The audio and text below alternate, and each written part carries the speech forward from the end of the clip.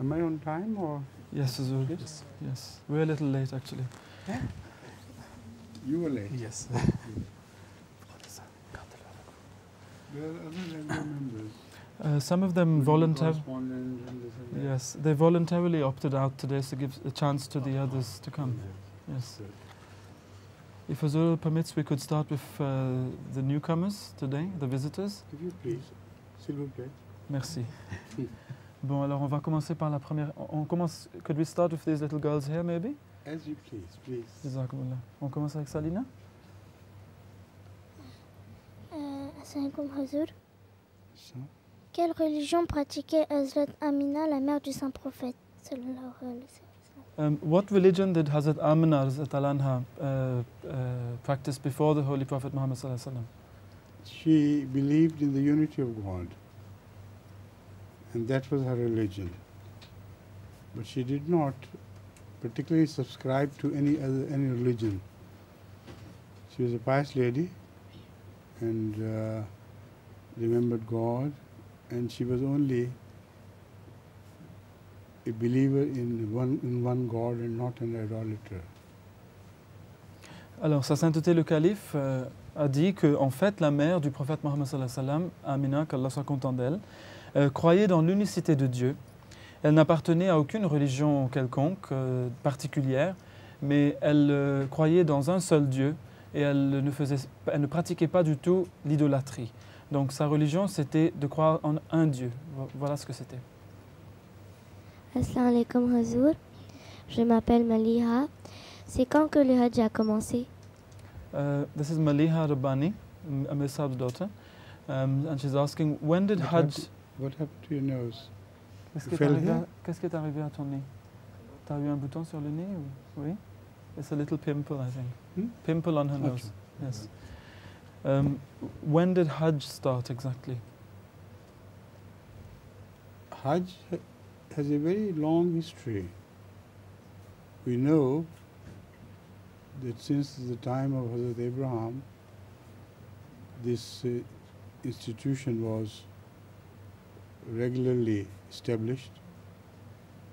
How much after, we don't know.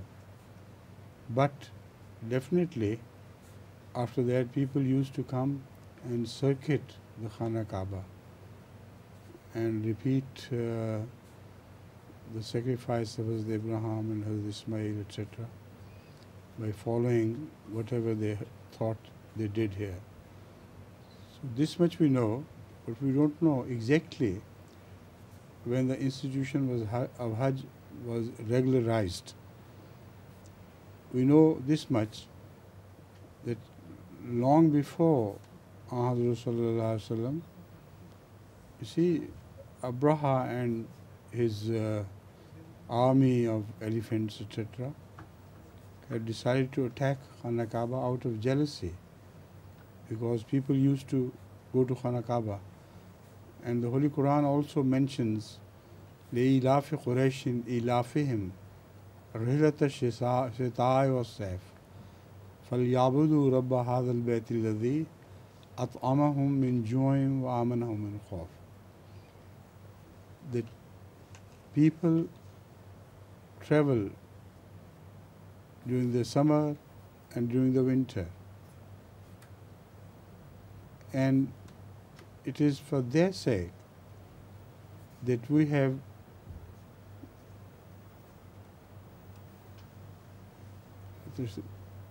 فَلْيَعْبُدُوا رَبَّ هَذَا الْبَيْتِ الَّذِي, they should worship the God of this house, who has provided them with food or edible things, so many, even fruits are included in that. That is to say, we have provided them safety from hunger. So that is why I said it includes everything. Hunger includes drinking, foods of all type. So they are saved from hunger and fear. This place is a house of peace. So people, when they travel, they come under God's special protection. and He grants them peace. So this verse indicates that long before Rasulullah sallallahu alaihi wasallam, this was the practice and the evidence of the people who came to Khana Kaaba, that it is a place of peace and a place which is responsible for our food, fruits, drinking, everything. Everything is brought to Khana Kaaba because of the greatness of Khana Kaaba, this house of Allah. Huzur dit qu'en fait, le Hajj a une très très longue histoire. Et nous remontons jusqu'au temps d'Abraha, cette personne qui a voulu, de par sa jalousie pour ce qui se passait autour de la maison de Dieu, la Kaaba, il a voulu attaquer la Kaaba avec son armée d'éléphants. Eh bien, combien de temps après Abraham, nous ne savons pas, c'est-à-dire par rapport à l'institution ou la régularisation ou la fixation de cette institution du pèlerinage à la Mecque, le Hajj. Nous ne savons pas combien de temps après lui cela a été fait. Mais ce que nous savons, c'est que les gens ont certainement fait le tour de la Kaaba depuis très très longtemps. Et les gens ont fait ce qu'ils ont pensé, peut-être qu'Abraham avait fait ça, voilà. Et alors ils ont copié cela selon leur mémoire collective. Ils ont continué à faire le pèlerinage de la sorte. Eh bien, c'est tout ce que nous en savons, mais nous ne savons pas exactement quand le Hajj en tant que rite a été fixé. Lorsque donc Allah parle de cet incident avec Abraha, ce général qui a voulu s'attaquer à la Kaaba, eh bien Allah parle de cela dans la sourate Al-Quraysh, dans lequel il dit, entre autres, que ces gens qui voyagent en été, en hiver, pour venir faire le circuit autour de ma maison, à la Kaaba, eh bien ils devraient adorer le Dieu, c'est-à-dire moi, qui leur a donné, leur a pourvu contre leur faim, contre leur soif, contre leur crainte, car en vérité, la ville de la Mecque est une ville de paix, de sécurité. Donc ils devraient m'adorer moi, car je leur ai donné tout cela. Et en effet, Allah les a toujours gardés sous une protection spéciale, toutes ces personnes qui se sont rendues à cette place bénie et sainte. Et donc cela indique entre autres que les gens, avant la venue du prophète Mohammed sallallahu alayhi wa sallam, étaient déjà en train de faire ce circuit. Ils étaient déjà en train de visiter la maison de Dieu. Et donc c'est pour ça qu'Allah leur dit que vous voyez bien que je pourvois toutes ces choses pour vous. Vous connaissez ni la faim, ni la soif, ni la crainte lorsque vous êtes ici. Donc vous devriez m'adorer. Eh bien voilà ce qui a été la pratique des gens avant le saint prophète Mohammed sallallahu alayhi wa sallam. Et donc le Hajj est quelque chose qui date de très très longtemps avant le prophète Mohammed sallallahu alayhi wa sallam. Next, please. Prochaine question. Assalamu alaikum Hazour. Je voudrais savoir que quand on lit le Coran, pourquoi on fait le sajda et qu'est-ce que veut dire sajda? I would like to know, Huzur, when we read the Holy Quran, why do we do sajda and what's the significance of it? Sajda is generally written on the Quran for many reasons before certain verses. Some scholars say that Hazrat sallallahu alaihi wasallam used to do sajda at the point of reading that verse. And some scholars say that all the places where sajda is put are not a sunnah of Rasulullah sallam. There were some other holy people like Hazrat Imam Shafi who used to do sajda at such times. So one thing is certain, that at the time of sajda, the verses are of such nature that exhilarate and elate the soul, and one especially feels like prostrating before Allah. Huzur dit que la sajda, en fait, est écrite, vous la verrez écrite à côté de certains versets du Saint-Coran pour des raisons donc différentes selon les uns ou les autres. Certains disent en effet qu'il s'agit là d'une pratique du prophète Mohammed sallallahu alayhi wa sallam qui, lorsqu'il arrivait à ces versets-là, avait l'habitude de se prosterner devant Dieu, et donc cela forme une sunna, une tradition du prophète Mohammed sallallahu alayhi wa sallam. Mais d'autres sont d'avis que cela n'est pas en fait la tradition du prophète Mohammed sallallahu alayhi wa sallam, mais qu'en fait c'était certains grands imams du passé comme l'imam Shafi'i qui avait cette pratique de faire la sajda lorsque ces versets survenaient lors de sa lecture.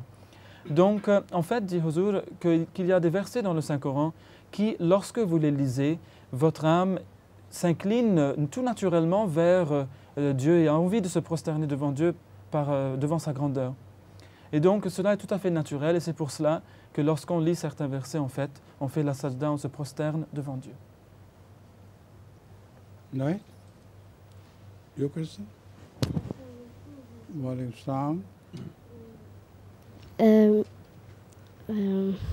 daughter? Je suis Vakfinou. Oh, Ma question est introduce yourself. Yes. quel métier je pourrais faire quand je serai grande? Huzur a dit, introduis-toi, dis qui est ton père. Haider et mon père il s'appelle Habib Haider. This is Nabila Haider, daughter of Mr. Habib Haider. Right, I know. Yes. Do you have another sister? Tu as une autre Here? sœur qui est là? Here? No? Non. She looks like her, that's why I asked this. Her father is different, huh? This is Mr. Salahuddin Rahiman's Right, daughter. of course. Yes. So the question? Oui, alors la question c'était, tu es une enfant? Je suis Vakfinou et quel métier je pourrais faire quand je serai grande? I'm a Waqfano child, so what work or job could I do when I grow up? It all depends on what you succeed in your profession, if you adopt a profession, if you study science or arts. So it all depends on the nature of your studies, number one thing. Secondly, it will be decided by the community then, if you decide to continue your work, whether you will be could be put to some good use in the subject of your choice. If possible, that would open a door for your future service for the Jamaat. And another factor would be brought into consideration would be, whom do you marry? If your husband does not like you to do waqf, then we can't force him. And if your husband has a job where he can take you here and there, different places, then naturally, of course, we'll have to relieve you of that work. Sa Sainteté dit qu'en fait, cela dépendra de comment tu vas faire, comment tu vas te débrouiller dans la vie plus tard. Par exemple, tout d'abord, sur la nature de tes études, cela dépendra de cela. Tu pourrais peut-être étudier les sciences ou les arts, et tout dépend de comment tu vas faire dans ces sujets-là, dans ces matières-là. Deuxièmement, si tu as choisi un métier quelconque, une profession quelconque, c'est à la Jamaat de décider si elle peut t'employer au service de la Jamaat dans ton domaine, dans la chose que tu as faite. Et si c'est possible, alors tu pourras aider la Jamaat dans ce sens-là. Mais aussi, troisièmement, cela va dépendre de qui tu vas épouser. Car si ton mari est quelqu'un qui ne voudrait pas que sa femme se dédie au service de la communauté, eh bien dans ce cas-là, tu ne pourras pas le forcer à le faire accepter donc, ta décision de te dédier pour la communauté. Et surtout si ton mari a un travail qui l'amène un peu partout et qu'il ait besoin de voyager partout, il faudra que tu l'accompagnes. Donc dans ce cas-là, tu ne pourras pas travailler pour la Jamaat en tant que tel. Donc tout dépendra de ces trois facteurs. Now we could pass on to the little boy here. Ziad, tu as le micro? Not the little boy Khalid, but the other little boy. Yes. Salam alaikum, bonjour. Je m'appelle Ziad Issimdar et ma question est, il y a des choses qui existent dans l'univers mais que l'homme ne connaîtra jamais. Pourquoi? My name is Ziad Issimdar. I'm the son of Farouk Issimdar and Mrs. Nazira Issimdar, who's here today also. My question is that there are many, many things in the universe which mankind will never know. Why is this? Because it is far too much for mankind to know everything. La yuhituna bi shay'in min ilmihi illa bima sha'a. Only they know that much which Allah pleases and permits them to know. And the unknown world is far greater.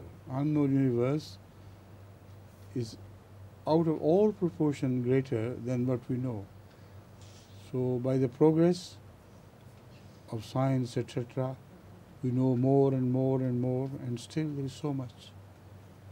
You can't say we have known everything and now that's finished. This journey is like God eternal. Sa Sainteté le Calife dit que, en fait, la raison, c'est parce qu'il y a bien trop de choses à connaître dans l'univers. Et c'est pour cela qu'Allah dit dans le Saint-Coran que personne ne peut cerner sa connaissance, excepté ce qu'il va permettre aux gens d'apprendre. Eh bien, l'univers dépasse de loin, il n'y a aucune comparaison entre ce que nous connaissons et ce qui existe dans l'univers. Mais avec la science qui progresse, petit à petit, nous apprenons de plus en plus, c'est vrai. Mais nous ne pourrons jamais cerner tout ce qu'il y a dans l'univers. Donc on continuera à apprendre de plus en plus, mais on ne pourra jamais tout savoir. C'est impossible. Next, please. Assalamu alaikum Hazour, je m'appelle Shafika Ishtiaq et ma question est pourquoi fêtons-nous le 1er avril et est-ce que nous avons le droit de... Je n'ai pas compris. Pourquoi fêtons-nous le 1er avril et est-ce que nous avons le droit de le faire? D'accord. My name is Shafika Ishtiaq. I'm the daughter of Mr. Ishtiaq Ahmed. Yes.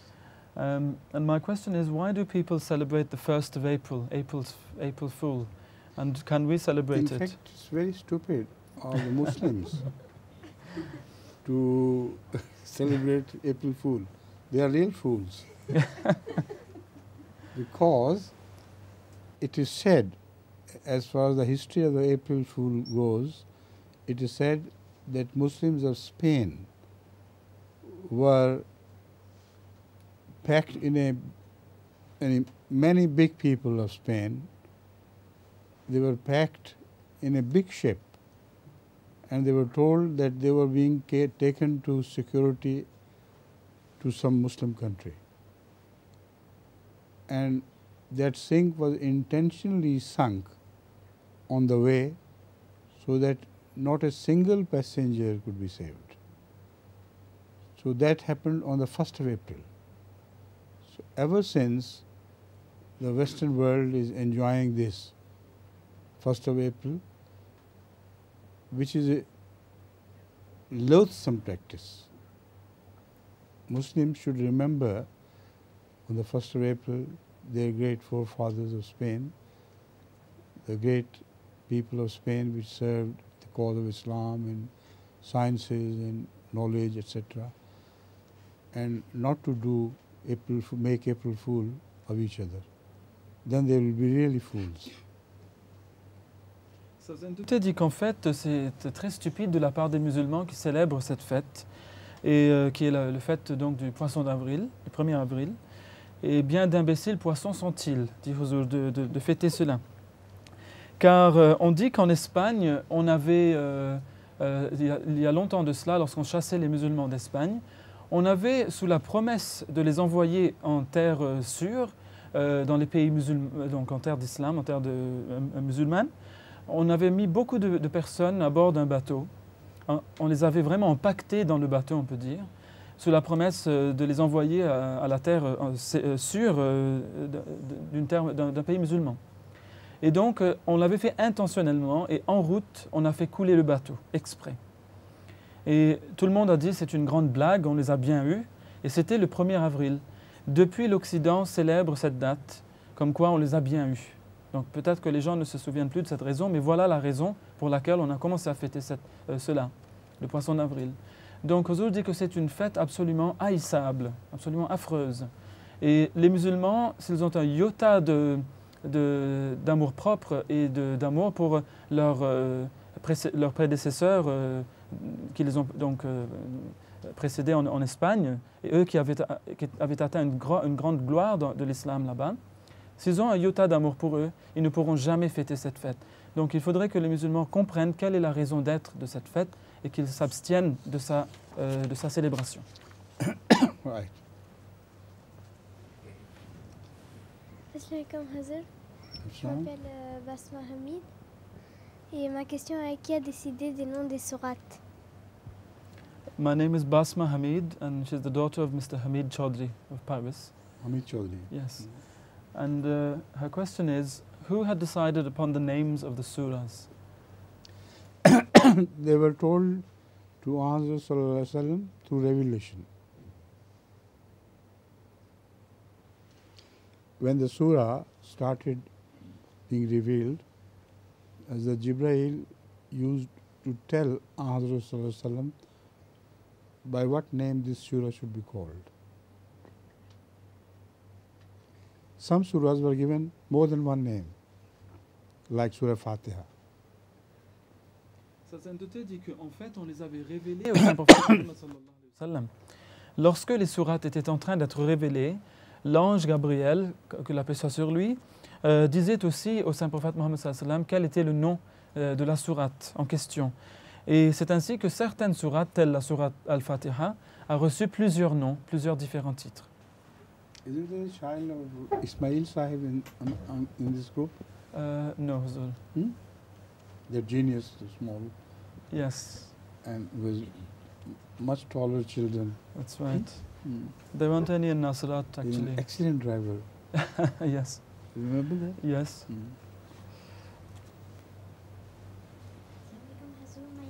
Je m'appelle Madiha Hamid et ma question est pourquoi avez-vous arrêté d'enregistrer des nouvelles classes d'Urdu Class? My name is Madiha Hamid. She's also Hamid Chaudhry Sahib's daughter. Yes. And she said, my question is, why did Huzur stop recording the Urdu class? I think it was becoming much old. So much had been done and said about it that we thought to change and give more chances to others. Children class, girls class, boys class, in which so many people can come.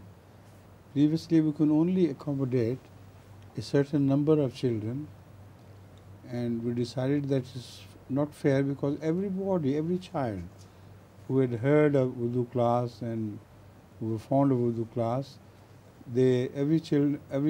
all children who were fond of Urdu class, they used to request, make us a permanent member of Urdu class. So I was tired of refusing everybody. Yeah? So I decided that we should break this class into so many classes so that more people can be entertained, more boys and girls can be entertained among these different classes. Now, boys Yes, boys classes there. come on Saturday, Wednesday. on Wednesday, Yes. a lot of Nasra, them, Yes.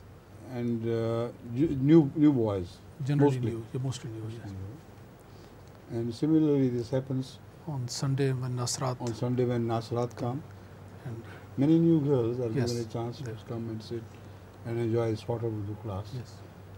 So Urdu class is not entirely dead. It's a sort of Urdu class which now continues. Alors, Sa Sainteté dit que, en fait, je pense que cette classe était devenue une chose ancienne. On en avait tellement fait et on a trop fait même. Donc, j'ai pensé qu'il fallait changer et donner une chance aussi aux autres, car il ne faut pas oublier qu'on avait l'occasion d'avoir seulement un certain nombre de personnes dans cette classe. On ne pouvait pas avoir tout le monde.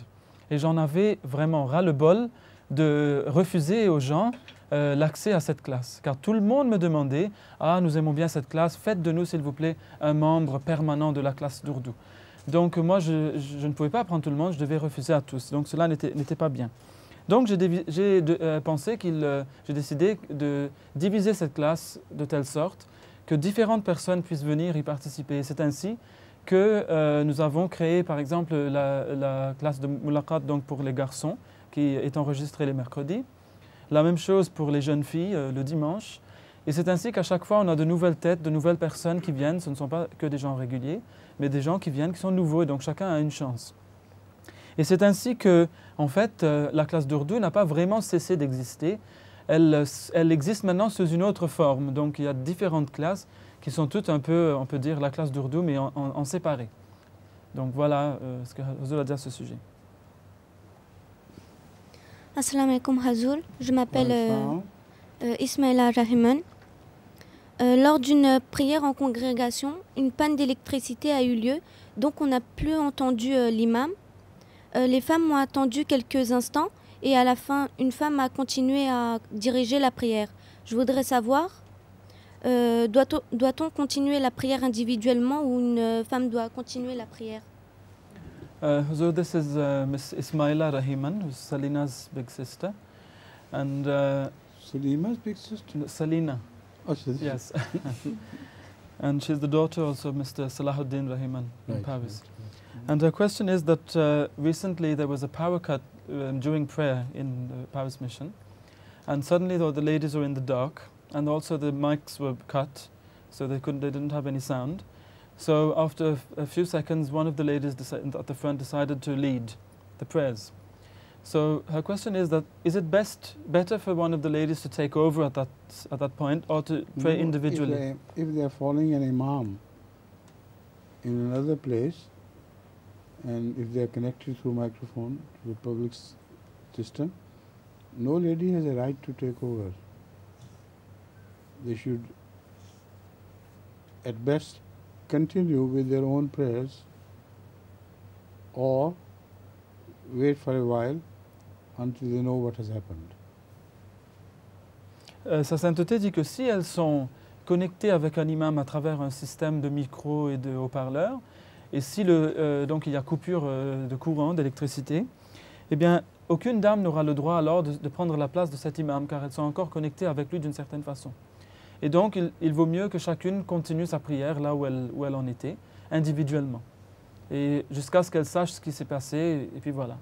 Donc voilà. Moreover, it's the responsibility of men to immediately send a message to the ladies and announce it there, that because of this problem, the connection was broken, whether it will be reinstated or not, or if it is possible, for how long they can wait, or can tell them that they must complete their own individual prayers and finish it.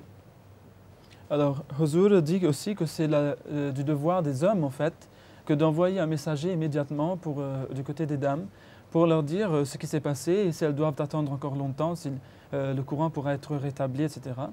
Et sinon, eh bien qu'elles continuent leur prière, etc. Donc, c'est aux hommes de s'occuper des dames dans ce cas-là et de les avertir sur ce qu'elles doivent faire. Please. Assalamu alaikum Hazur. Nafsa. My name is Tariq Sanam. Je voudrais savoir si les gens travaillent dans les milieux militaires ou secrets de leur pays qui apprennent de leur gouvernement qui est en train de mettre sur pied un plan qui amènerait la mort d'un grand nombre d'habitants d'un autre pays, seront-ils condamnés par Allah s'ils informent les futures victimes des intentions maléfiques de leur gouvernement? This is Miss Sanam Tariq, who is the daughter of Mr. Tariq Butt. Her question is that if there are Ahmadis who are working in the secret services of their own country, and they come to know that their country is preparing some very bad attack or something on another country, or plan, they have a plan, which would make a lot of people die and make a lot of people suffer. If they inform the people of that country, will Allah condemn them? This is wrong. This is treachery to the law of the land. They must follow the law of the land. And they are not responsible for all this bloodshed which is being planned. It's the top leadership which is responsible. It applies to all the soldiers instead, for instance. Soldiers and officers who fight a war of attrition. They don't do it on their own, but they do it at the command of the higher up people, political leadership, army leadership, etc. So they are not responsible. At best, they should resign, that's all. Sa sainteté dit qu'en fait, non, s'ils informaient les futures victimes de ces coups, eh bien, ils seraient en train ils seraient des traîtres envers la loi du pays.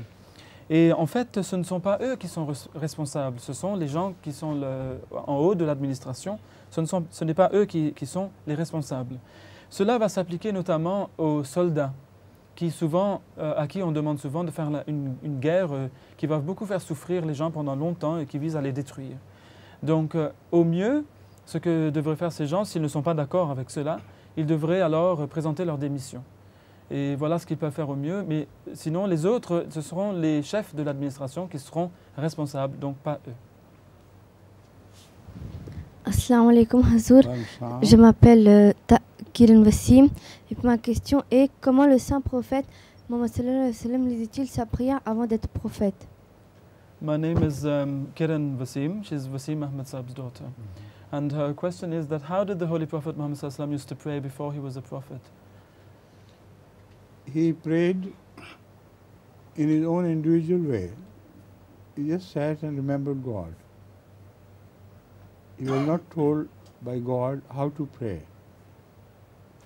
So he just remembered God, and he retired to a very small, very unpopulated, quiet place like Ghar-e Hira.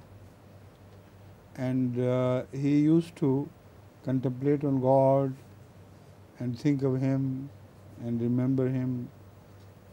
And we don't know what other prayers he begged of God.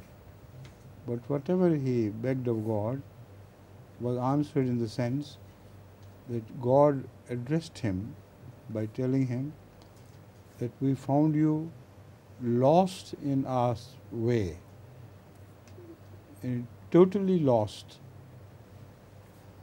with the obsession of finding me. وَجَدَكَ ضَالًّا فَهَدَى. So God, when He saw this, He took mercy on you and He guided you to the right path. Alors, Huzour dit qu'en fait, il priait d'une façon tout à fait individuelle. On ne sait pas exactement comment il priait, mais certainement, il n'avait pas été encore instruit par Dieu sur la façon de prier jusque-là. Donc sûrement il devait s'asseoir dans par exemple la grotte de Hira où il se retirait et se souvenait de Dieu, il méditait sur Dieu. Eh bien on ne sait pas ce qu'il a demandé à Dieu, mais certainement Dieu a répondu à sa prière d'une certaine façon. Lorsque Dieu répond dans le Saint-Coran que nous t'avons vu complètement et totalement perdu dans cette obsession de nous trouver. Donc tu essayais de nous trouver à tout prix, c'était une obsession chez toi et nous t'avons trouvé complètement éperdus dedans. Et donc nous t'avons fait miséricorde, nous t'avons guidé. Donc voilà comment faisait le prophète Mohammed sallallahu alayhi wa sallam avant de devenir apôtre de Dieu. Assalamu alaikum Hazour, je m'appelle Rabia Tariq et ma question est à quel âge avez-vous fait votre première tablique et à qui? My name is Rabia Tariq. She's also the daughter of Mr. Tariq Bhatt Sahib. Yes, and her question is... And our sister is? Is Sanam with the glasses. Yeah, yes. And her question is, Huzour, when did Huzour start, at what age did Huzour start doing tabligh? And to whom was it, if Huzour could remember? In Qadian, they used to have a Yawm-e-Tabligh, a day when all people of Qadian who could afford would go out to different villages and deliver the message. So we children also used to participate in this with great enthusiasm. And in some places we met with very stiff opposition. Sometimes people were so annoyed that they were about to injure us or beat us or kill us if they could. But God has always saved us. Sometimes in some places it so happened that these honorary preachers were beaten up and driven out of the house, out of the village. Alors Huzour dit qu'en fait c'était à Qadian. Il faisait sur une base régulière un Yom Etablir, c'est-à-dire une journée pour la prédication du message de l'islam, où toute personne qui en avait les moyens sortirait de Qadian pour essayer de prêcher le message de la vérité de l'Ahmadiyya à ces personnes-là. Eh bien, nous aussi, les enfants, on était très très enthousiastes dans ce domaine, et ce jour-là, nous aussi, nous sortions de Qadian pour aller prêcher. Et il arrivait parfois que nous rencontrions une opposition vraiment sévère, au point même où les gens étaient sur le point de nous attaquer, de nous battre. Mais à chaque fois, Allah, de par sa grâce, nous a sauvés. Mais je sais qu'il y a certaines personnes qui sont sorties pour faire la prédication du message de l'islam et qui ont été malmenées par les gens et qui ont été chassés des villages où ils sont entrés pour faire le tabligh. Donc voilà comment ça se passait au début. Je m'appelle Afifa Ishtiaq et ma question est, avez-vous une passion particulière? My name is Afifa Ishtiaq and I'm also Ishtiaq Sahib's daughter. And my question is... Why also? Because we already had Shafiqa. This one. Yes. And there's one more coming also. There are 3. Yes, Yes. I know. So the question is, does Huzur have any particular passion? What does she mean by passion? Que veux-tu dire par ça? Dans le sport. Passion fruit? C'est pas le fruit de la passion, non. Non. She means like in sports or any kind of... Yes, I have so many. It's a long list. I have been playing games of all sorts. I've been riding, I've been shooting small birds, big games like deers and so many other things, and water birds. So I've been also fishing. I've got a fish pond at my farm in Rabwa. So I have many things for which, as you call it, I have a passion. Alors, Sa Sainteté a demandé tout d'abord de quelle passion s'agit-il, s'il s'agit du fruit de la passion ou autre chose. Mais Huzur dit en fait, si c'est dans ce sens que Afifa l'a expliqué, c'est-à-dire dans le sens des intérêts, etc., eh bien la liste est très longue. Car dans ma vie, j'ai joué à beaucoup de jeux, j'ai pratiqué beaucoup de sports, j'ai fait de la chasse au petit gibier, au grand gibier, et donc j'ai aussi chassé des oiseaux aquatiques. Et aussi, je me suis intéressé à la pisciculture, donc j'ai une ferme donc, pour des poissons, un élevage de poissons au Pakistan. Donc j'ai des intérêts dans beaucoup de choses. Donc la liste est vraiment très longue.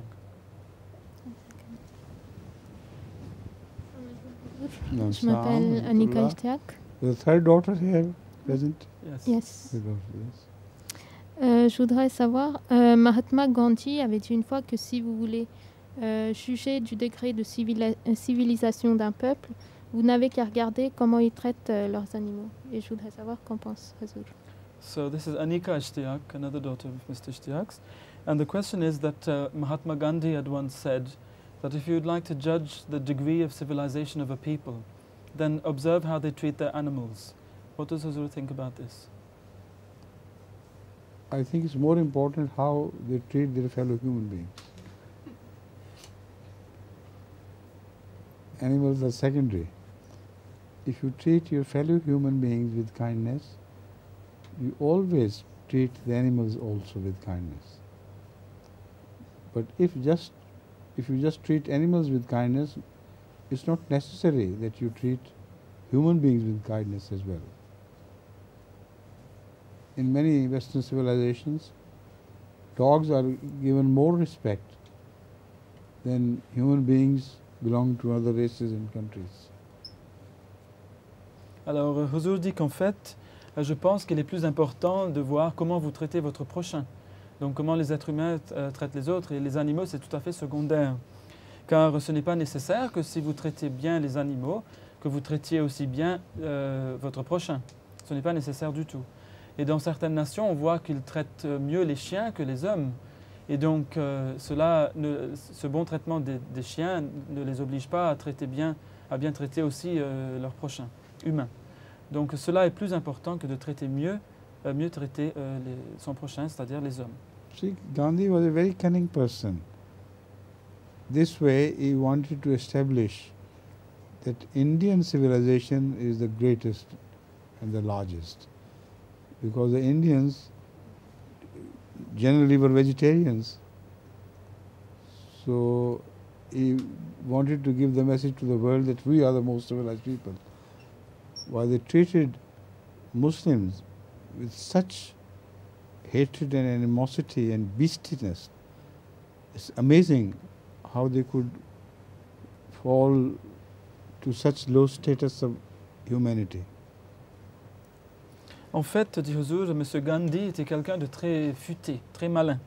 Et ce qu'il a voulu démontrer par cette parole, c'est tout simplement que, regardez un peu l'Inde, la plupart des gens qui habitent ici sont des végétariens. Donc ils traitent bien les animaux, en d'autres mots, en d'autres termes. Et donc que notre civilisation indienne est la meilleure, la plus grande de toutes. Mais en fait, ils oublient comment ils ont traité de façon bestiale, de façon terrible, les musulmans. Et on se demande comment ils ont pu en arriver là, à ce niveau si bas de l'humanité, pour pouvoir traiter les musulmans de la sorte. Assalamu alaikum, Huzur. Je voulais demander, est-ce que dans l'islam, une femme peut pratiquer le métier de coiffeuse? This is Mrs. Nazira Ismdar, Secretary Nasrat. And she's asking, is it possible in Islam for a lady to be a hairdresser? Hairdresser? Yes. It is good for the ladies to go to a lady hairdresser if they have to have their hair worked upon. So in this case it is good, but if they have to cut the hair of men as well, this is bad. This is not permissible. Only for ladies there should be a lady hairdresser. Donc, you yes, continue please. and I'll just come. Yeah. Donc nous poursuivons, et sa sainteté a dit qu'en fait, c'est tout à fait possible que les dames en islam, que les femmes en islam soient des coiffeuses, car il vaut mieux pour les dames musulmanes qu'elles aillent se faire coiffer chez des coiffeuses et non chez des coiffeurs. Mais si par ailleurs, on regarde un peu les coiffeuses musulmanes, est-ce qu'elles seront obligées de couper les cheveux aussi aux hommes? Dans ce cas-là, Huzur dit que cela ne sera pas juste, ne sera pas justifié. Donc il faut bien voir de quoi il s'agit. Donc si les dames musulmanes veulent être coiffeuses, il faudra qu'elles le soient seulement pour d'autres dames et non pas pour les hommes. Et les musulmanes doivent avoir des coiffeuses car elles ne peuvent pas aller chez les coiffeurs pour se faire coiffer, justement. Donc voilà en bref l'esprit de ce qu'a dit Huzur. Donc les hommes doivent avoir des hommes pour s'occuper d'eux et les femmes des femmes pour s'occuper d'elles. Well, I think we can perhaps find out if some of the girls can recite some poem. Yes, why not?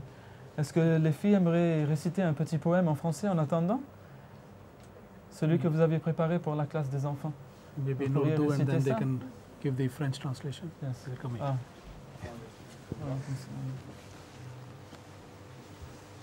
Will it take too long? No, not at all. Next question, please. Alors. Madame Delannoy. You have reached up to here? We jumped. Covered three? No, Huzur. Les invités d'abord. Oui. Okay, thank you. J'aimerais savoir, est-ce que le Messie promis, alayhi salam, a été lui-même voir la tombe de Hazrat Isa alayhi salam à Srinagar au Cachemire? So this is Mrs. Nassim Delannoy, who is the Sadr Sahiba Lajna of France. And her question is, I'd like to know if the promised Messiah alayhi salam had himself ever visited the tomb of Jesus in Srinagar in Kashmir. No. Never did. I think he never visited Kashmir at all.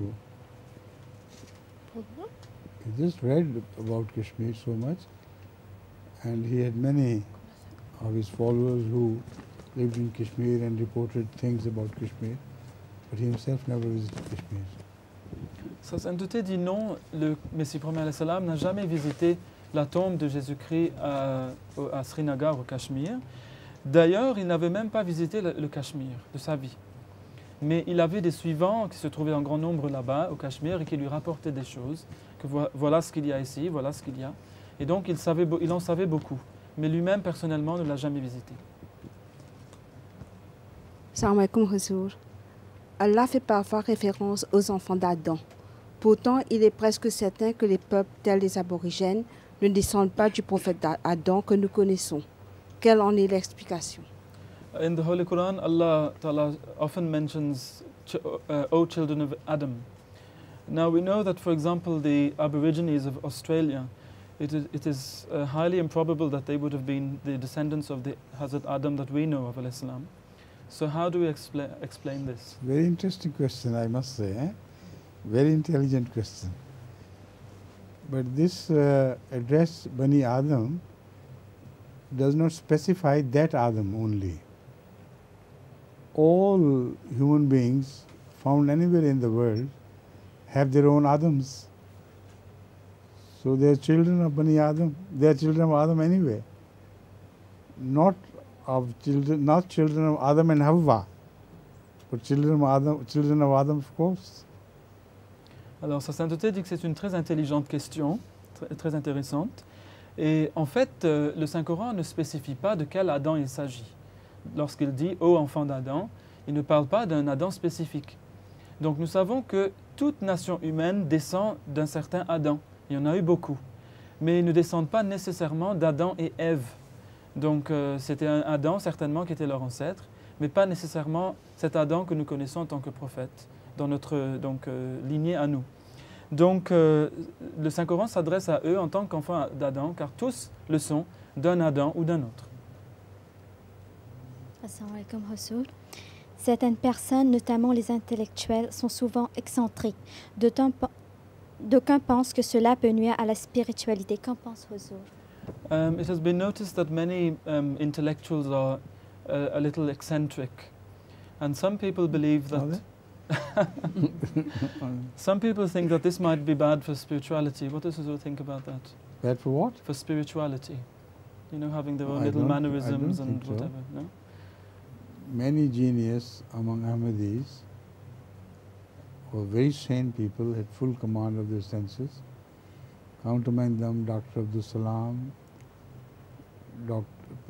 Zafrullah Khan Sahib, Imam Ahmed, and also in the younger generation there are many genius boys and girls who, as far as I know, none of them is eccentric at all.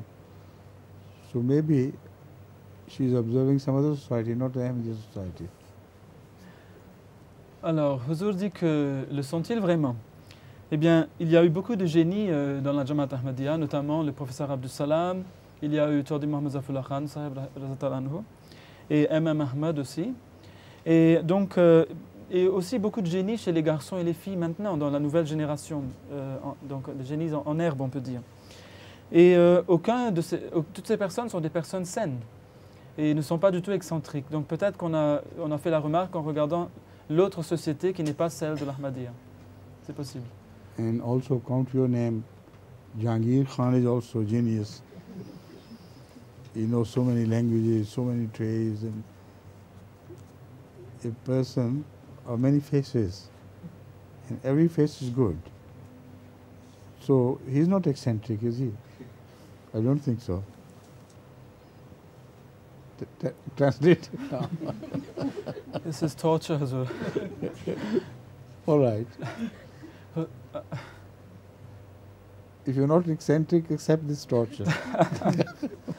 Alors, Huzur a dit qu'il y a différentes personnes donc, dans la Jamaat qui ne sont pas nécessairement excentriques, et puis il a mentionné mon nom, comme quoi une personne qui connaît différentes langues, donc qui est peut-être, enfin c'est très difficile à dire, mais peut-être génie, mais enfin que je ne suis pas excentrique, donc voilà. Good. Vous pouvez le faire. What? He wants to be included in that list? No, she said a bit that I forgot as well. What? She was adding a little bit that I had forgotten. Achha, right. That I have different. Yes. Oui, alors qu'il y a différentes faces et que toutes les faces sont bonnes. Donc, voilà. Excusez-moi. Now, Ashfaq Sahib's daughters? 3? You, and you? No, Ishtiyaq Sahib's Ishtiyaq Sahib. Yes. Huh? The nieces of Akhlaq Sahib. Nieces of Akhlaq Sahib, of course. Ashfaq Sahib's daughter is Maliha. No, I'm talking of Ishtiyaq Sahib's. And why do you like red so much? All 3 are dressed in red. Pourquoi vous aimez le rouge autant? Toutes les 3 ont mis quelque chose de rouge. Coincidence. Pure coincidence. Pure coincidence. All right, next. Assalamu alaikum Hazur. Je m'appelle Kashif. Pourriez-vous nous dire qui était Sultan Mahmud Ghaznavi et quelle était sa place dans l'histoire de l'islam? My name is Kashif Ahmed, and my question is, Tell him to introduce himself like others did. Je m'appelle Kashif Hussain Baloch et mon père est Ghulam Hussain Qamar Baloch from Islamabad, Pakistan. When did you come and settle in France? I'm here to study in England. He's here to study in England, actually. You're here? Yes. And how you associate with the French people? I have studied. And the Mauritians, eh? So I have studied French language for 8 months in Pakistan. Acha. And also here? In England? I'm You're pursuing the same?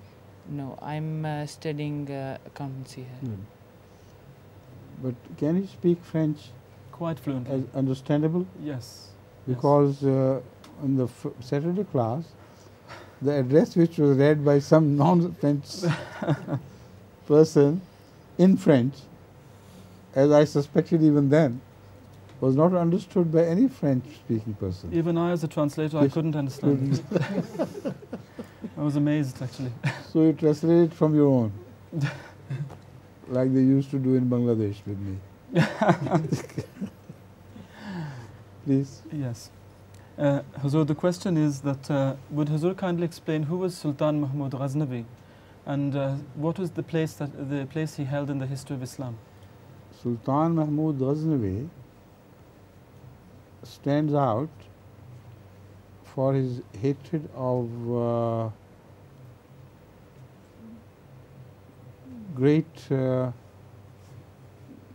what do you call temples, where the so-called great idols were kept.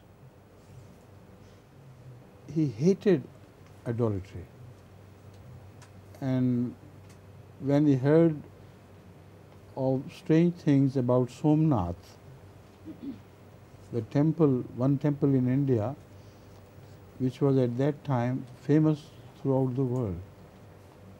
There was so much in it of wonder, in the sense that it was decorated with gold, with diamonds, with gems of all sorts, and carved statues were very great and tall and very awe-inspiring. So this is why he first time attacked India only to go to Somnath and destroy it, which he did successfully. And then he returned. Then Somnath was rebuilt by Indians. And then he again attacked. And he did it for 17 times. That is one version. The other version is that he did it 16 times unsuccessfully. The story goes that he could not conquer Somnath and destroy it. So once he was sitting wondering at his misfortune, that he seized with this passion of destroying Somnath, but despite repeated invasions he can't. So he was thinking of giving it up altogether, when suddenly he saw a small ant climbing the wall, and it fell down, then started the journey again. Then it fell down, then it started the journey again. And it happened so many times that ultimately that small ant reached its destination, the top. So he said to himself, "Shame on you, you consider yourself to be a great emperor, and you do not have as much courage as this ant does." So that was the 17th invasion of Somnath, which proved successful at last. and he destroyed the temple altogether, completely, and of course ran away with the booty. Alors, Sa Sainteté le Calife dit que Sultan Mahmoud Ghaznavi était un grand personnage, on peut dire, de l'islam, qui s'est départi de tous les autres de par sa haine pour les idoles, les temples où l'on gardait les idoles. Il haïssait vraiment l'idolâtrie, profondément. Et lorsqu'il est arrivé près de l'Inde, il a entendu des choses bizarres qu'on racontait sur un temple splendide qui s'appelait le temple de Somnath. C'était un temple très connu qui était décoré d'or, de diamants, de pierres précieuses et quelque chose où on avait toutes sortes d'idoles, etc. Il y avait aussi des statues énormes qui inspiraient la crainte qui s'y trouvait. C'est pour cela qu'il a attaqué l'Inde, seulement pour aller détruire ce centre de l'idolâtrie qui était le temple de Somnath. Eh bien, on dit que la première fois qu'il le fit, les hindous revinrent et reconstruisirent le temple de Somnath. Et qu'il revint en tout 17 fois, finalement, pour détruire le temple. À chaque fois, il l'avait reconstruit. Ça, c'est une version. Mais il y a l'autre version aussi qui dit que 16 fois de suite, il a essayé d'avoir le dessus sur le temple de Somnath en vain. Et finalement, il était déçu. Mais alors, il a observé une fourmi qui essayait d'escalader un mur. Et à chaque fois, la fourmi commençait à grimper, elle retombait, mais elle recommençait. Et à chaque fois, elle le fait jusqu'à ce qu'enfin, elle pût arriver à son but. Alors il se dit, quelle honte, tu devrais avoir honte en s'adressant à lui-même, que tu penses que tu es un grand conquérant, que tu es un grand héros. Mais regarde, tu ne vaux même pas autant que cette fourmi. Cette fourmi a continué à essayer encore et encore jusqu'à ce qu'elle atteigne son but. Et toi, tu as essayé quelques fois et maintenant tu te laisses aller au désespoir. Alors il reprit courage, il redoubla ses efforts et il fonça sur Somnath. Et cette fois, il l'eut. Et il le détruisit totalement, de telle sorte que les hindous ne purent plus, par la suite, le reconstruire. Donc voilà qui était Sultan Mahmoud Ghaznavi, quelqu'un qui a tiré leçon d'une fourmi. If you remind me, during the next French class, inshallah, I'll speak some more about Sultan Mahmoud Ghaznavi. Some very interesting things, right? Inshallah. So I take leave of you, all of you. Au revoir. Huh? Right? Or adieu? Adieu means for good. Oh, no, I'm not. Au revoir. Au revoir. Dites au revoir.